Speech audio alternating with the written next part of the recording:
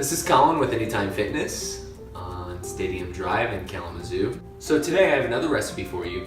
It's what I like to call keto meal.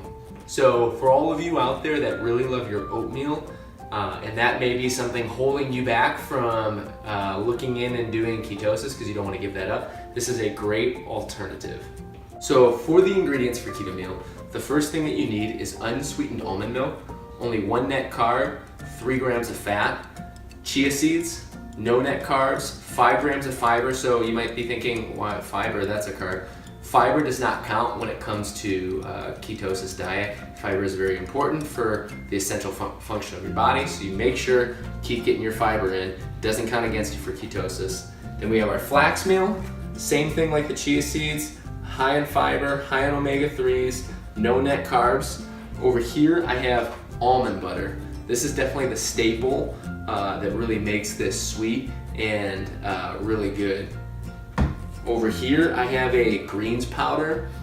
When you're doing ketosis, it's very important that you still maintain eating the necessary vegetables that your body needs. Doing ketosis without that, very, very bad. Lastly, we have our whey protein. I go with this brand just because there's no artificial sweeteners or preservatives, and it's only 4 net carbs. What I'm doing first is I'm putting in about 4 tablespoons of chia seeds. All right. And then what I do is I take my almond milk and I just pour it in just where I start to see it start to see the chia seeds come up. So you want to stir the chia seeds while they're soaking in the almond milk.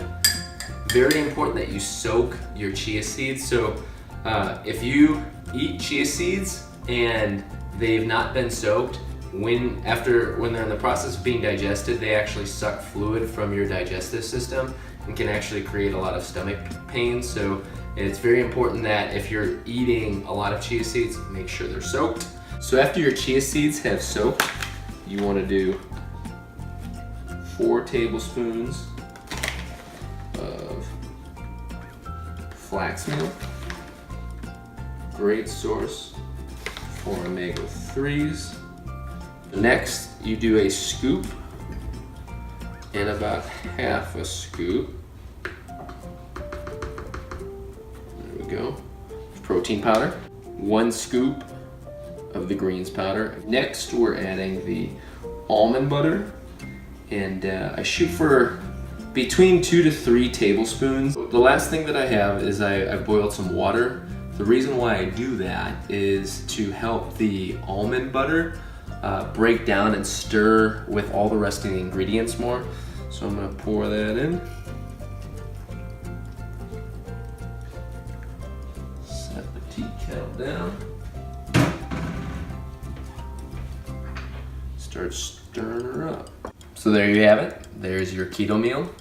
Great alternative for oatmeal for those that are doing ketosis and are gonna really miss that oatmeal.